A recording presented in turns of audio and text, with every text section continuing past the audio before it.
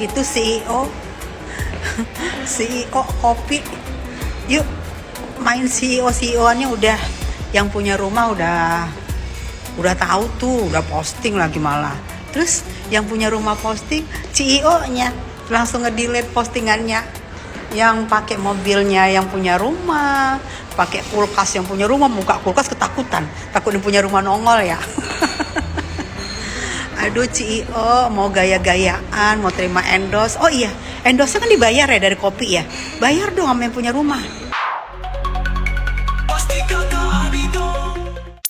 Kalau basicnya kata Ani, Besti kayak belum dikasih ampun. Baik Sarwenda ataupun Gio, keduanya masih terus dikuliti. Video keduanya pun kini terus jadi sorotan. Terlebih terkait kemesraan yang mereka kerap tampilkan saat live pun kini diduga makin jadi gunjingan. Sebagian mengingatkan terkait status keduanya yang belum menikah. Sebagian juga ada yang menghimbau keduanya better nikah aja. Nah, kemesraan yang kini jadi sorotan tersebut bahkan ada yang menilai lebay, diduga juga jadi sindiran pedas oleh artis senior Tessa Mariska. Melalui unggahan video di akun TikToknya, Tessa pun seraya geram lantaran melihat kemesraan keduanya justru seperti melecehkan sang wanitanya. Hingga Tessa pun mewarning keras terkait harga diri. Seraya setali 3 uang dengan Tessa, Lita Gading yang juga geram dengan video Gio membahas terkait janda rasa gadis pun membuat Lita mewarning Sarwenda terkait dugaan pelecehan. Dan yang juga sempat ramai jadi sorotan, selebgram Fuji bahkan diduga tersorot muak dengan kelebayan yang ditampilkan oleh Gio dan juga Sarwenda. Yang aku nggak habis pikir ya, hampir yang aku dapat video itu setiap live itu kayak seperti melecehkan wanita. Lelaki itu melecehkan wanita sepertinya, tapi wanitanya tuh kok kebanggaan, terlalu bangga, terlalu happy, terus penuh dengan sumringah melihat ke netizen bangga gitu, digituin. Tuh lu dilecehin. Kok lu bangga? Lu seorang janda, punya anak 2, punya anak 3, begitu namanya dilecehin. Lu harusnya tersinggung, bukan bangga lu. Dengan bangganya lu melihat ke netizen, melihat ke kamera, gue diginiin dong. Wih, aduh, astagfirullah, menjatuhkan harga diri wanita, tau gak sih? Gue paling gak suka menjatuhkan harga diri wanita, apalagi tuh ada anak-anak di situ. Ada anak-anak, gimana kalau anak-anak melihat? Itu live juga yang lihat anak-anak. Ini gimana sih netizen selama ini? Gue bingung deh. Netizen selama ini lu gimana sih? Kalau nyetujuin aja, kok nggak ada yang komen-komen selama ini? Nggak ada yang protes-protes. Giliran semua udah terjadi baru protes-protes. Itu hampir yang gue terima itu rata-rata itu melecehkan wanita. Dan itu si janda bangga, mungkin merasa gue dong lebih ganteng, lebih keren, CEO. Ngelihatnya itu bukan ngelihat marah, bangga. Yang jendes bangga merasa dapat CEO, yang CEO merasa jantan, padahal laki lekong bisa, perempuan bisa. Pertunjukan apa itu? Gak bagus loh. Hah? Ini nonton sosmed ini adalah anak-anak di bawah umur juga suka nonton karena mereka punya video sendiri. Lu mengadakan pertunjukan itu udah gak bener banget. Yang heran banget gue, di mana harga diri lu sebagai janda? Hah? Harga diri lu sebagai janda di mana? Dihargai lu sama suami ratusan juta, tapi lu banting harga diri lu, tau gak lo? Astagfirullah. Gimana menurut kalian guys? Aku udah speechless kalau ada cowok ngomongnya kayak begini. Mas tau, janda ini janda spesial gitu, janda gadis gitu, jadi asal kamu tahu aja. Benar atau tidaknya video ini, ya kita bahas dengan apa yang kita lihat, yang beredar di sosial media. Dia adalah cowoknya Sarwenda, benar gak sih? Janda rasa gadis, atau gimana? Janda seperti gadis, atau gimana lah, pokoknya seperti itu ya, yang dia sampaikan tadi. Pantas gak sih? Tidak pantas, tahu gak? Itu namanya melecehkan perempuan. Artinya status Anda di situ tuh sebagai apa? Artinya Anda sudah mencoba tanpa ada pernikahan. Dan dipublish, dan di-sharing, dan diucapkan untuk media sosial, dipublish secara umum. Bisa juga didengar oleh anak-anaknya Sarwenda dan Ruben. Hai, halo, apakah ini bagus untuk kesehatan anak-anak?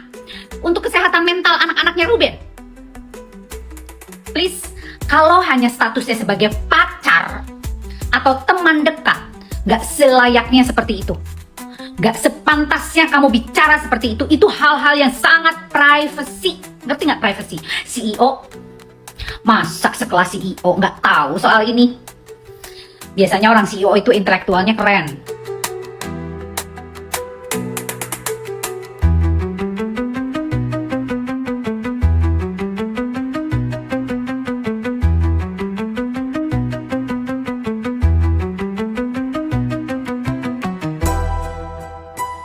Nggak cuma diduga sindir Sarwenda, tapi Gio yang digadang-gadang merupakan seorang CEO namun diduga begitu diragukan kebenarannya tersebut. Apalagi sebelumnya juga PT GLI bahkan hingga mengeluarkan klarifikasi resmi melalui unggahan di sosial media kalau Gio hanya bintang tamu di salah satu acara mereka, bukan CEO. Perusahaan tersebut juga ramai diduga dapat sindiran dari Tessa lantaran Gio ketahuan syuting endorse-nya di rumah Ruben dan pakai mobil Sarwenda kalau nggak salah. Tessa yang seraya mentertawakan sang CEO yang diduga gadungan tersebut pun langsung ramai karena ternyata momen hasil syutingan endorse tersebut diunggah di laman Instagram Ruben dan diduga langsung bikin Gio auto ngilang. Maksudnya diem, bungkam gitu Besti.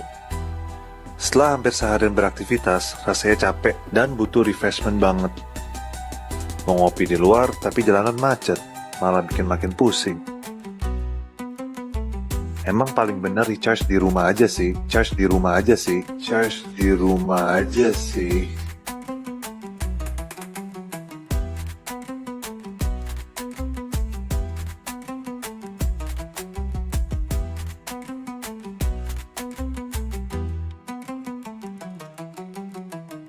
Itu CEO kopi. Yuk main CEO-nya udah, yang punya rumah udah tahu tuh, udah posting lagi malah. Terus yang punya rumah posting, CEO-nya langsung nge-delete postingannya.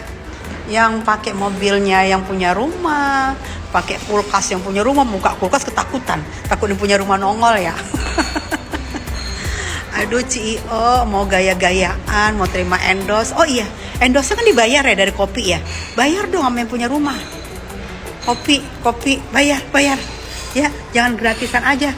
Udah gratisan, ewi di sana gratisan. Pakai lagi buat endorse. Gak malu nih CEO ya, CEO BH. Habis itu yang si Jendes merasa CEO yang kegantengan, sok bangga, muka lu flat. Tau gak lu? Cici, muka lu flat, terlalu bangga sama CEO gadungan. Balikin, yang lupa. Balikin ininya yang lu udah pakai apanya, kenikmatan dari Jendes. Tak hanya Tessa Mariska, psikolog Lita Gading yang juga prihatin dengan video Gio yang ramai terlihat dipijit oleh anak Ruben pun menjadi sorotannya. Meski menurutnya mungkin Sarwenda ingin mendekatkan sang anak dengan kekasihnya, namun Lita pun tetap mewarning Sarwenda untuk jangan kebablasan, jangan sampai mengeksploitasi. Terlebih video tersebut juga telah tersorot oleh Komnas Anak. Gak cuma terkait video anak Ruben memijit Gio, Lita yang diduga mengetahui ramainya Gio mengaku memiliki beberapa PT ini diduga auto dikasih paham sama Lita Gading, Besti. Nah gitu dong KPAI, terima kasih ya hasil diskusi kita ternyata ditanggapi. Mengenai apa? Mengenai anaknya Sarwenda yang mijitin cowoknya itu. Jadi pasar ibunya gitu loh ya. Memang kita tuh harus membatasi dong, anak kandung aja terhadap bapak kandung saja harus dibatasi dan diberikan edukasi yang baik gitu loh. Bagaimana cara kita berperilaku dan sebagainya. Apalagi ini kepada orang lain. Nah, harus hati-hati. Bagaimanapun juga anak kecil itu jangan jadi objek sesuatu keuntungan orang tuanya. Ngerti gak? Paham gak maksudnya? Nah, dia tuh kan lagi mempromosikan produk affiliate-nya atau endorsement-nya.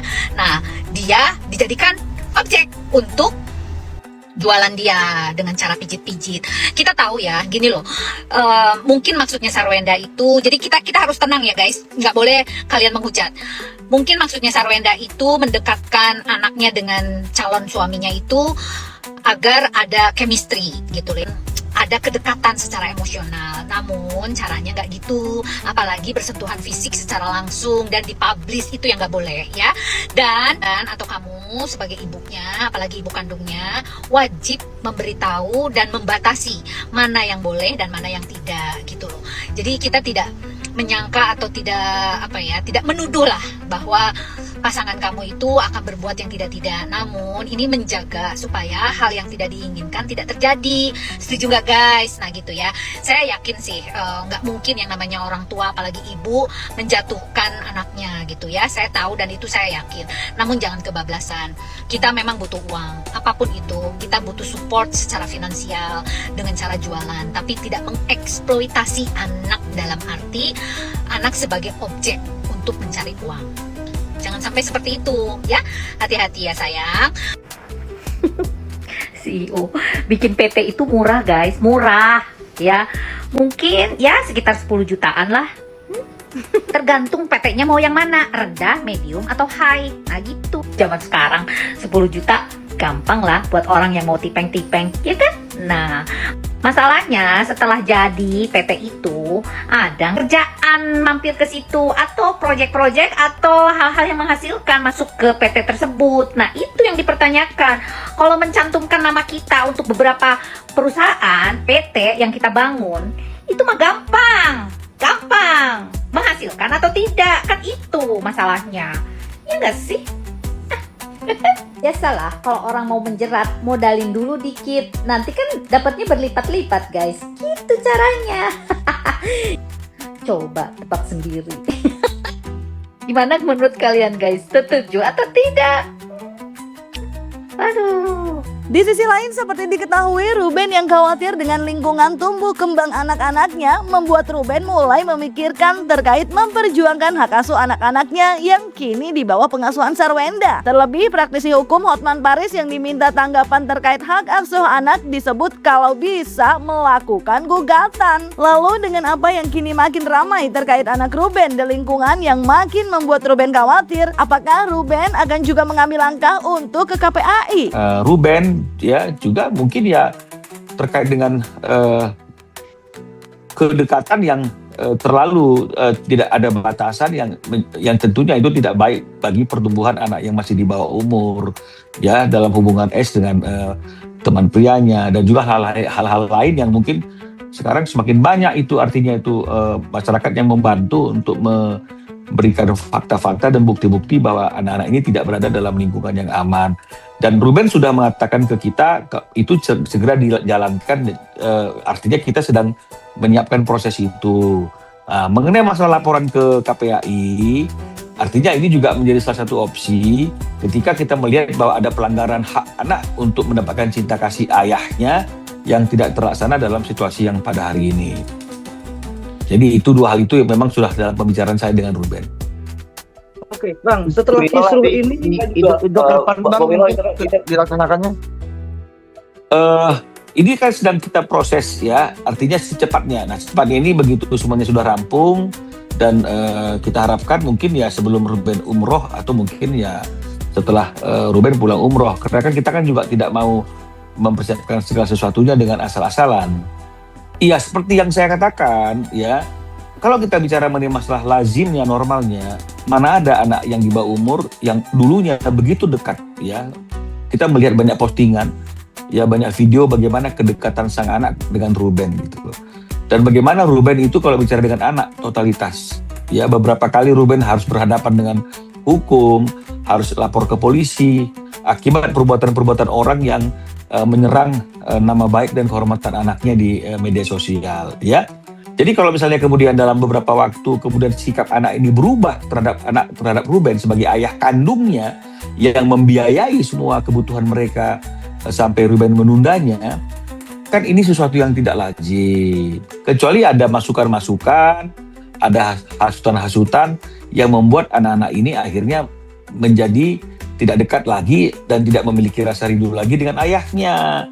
Nah ternyata Onyo udah menyampaikan ada hal-hal yang seperti itu. Jadi berarti kan dugaan saya itu kan logika dan masuk akal. Nah seperti yang saya katakan, kita orang dewasa, kalaupun misalnya ada orang yang menjelek-jelekkan orang tua kita, misalnya seperti itu, kita pasti tidak akan terpengaruh gitu loh. Kita pasti akan tetap merasa bangga, merasa sayang sama orang tua kita, karena dialah orang tua yang membesarkan kita, dan itu dialah orang tua yang punya hubungan emosional dengan kita. Jadi kalau misalnya kemudian ada anak yang kemudian dari cinta, dari sayang berubah menjadi tidak peduli dan merasa tidak penting, ini kan pasti patut diduga kan ada pengaruh dari lingkungan. Nah, kalau lingkungannya selalu menjelek-jelekkan ayahnya, ya ini kan sudah pasti anak-anak ini akan termakan gitu loh. Secara psikologis bisa berpendapat ayahnya tidak layak. Nah, ini yang kami katakan tidak aman itu. Nah, dia berhak untuk menggugat balik agar anaknya itu, agar putusan pengadilan dirubah. Bisa digugat balik. Bisa dirubah. Kalau dilanggar putusan peradilan bisa digugat ulang. Misalnya kalau benar ibunya tidak layak atau tidak, itu dengan gugatan. Oke, tapi seberapa persen sih Bang bisa mendapatkan hak asuh anak kembali Bang, sang suami Bang? Apa? Berapa persen bisa mendapatkan hak asuh? Ya, itu kan kalau soal persentase itu tergantung kesepakatan dan juga tergantung hakim. Ya. Bang, syarat untuk ketika hak asuh itu diambil alih sama si ayah, syaratnya apa sih Bang? Apakah ibunya tidak baik mendidik atau segala macam? Harus gugat kalau ada melanggar. Ya, melanggar seperti apa Bang misalnya? Ya, misalnya di dalam perjanjian putusan cerai udah ditulis harus mengunjungi berapa kali sebulan, nggak dikasih. Yap Besti, semoga segera dapat jalan terbaik ya Besti. Apalagi ada anak juga. Tapi ya emang penting memiliki batasan antara anak dengan orang lain secara fisik. Secara kan anak perempuan Besti. Tapi ya kita lihat aja nanti ke depannya ya. Doain yang terbaik aja buat mereka Besti. Dan jangan lupa like, subscribe, komen, dan share biar bisa dapetin video berita kecil lainnya cuma di Kata Ani Besti.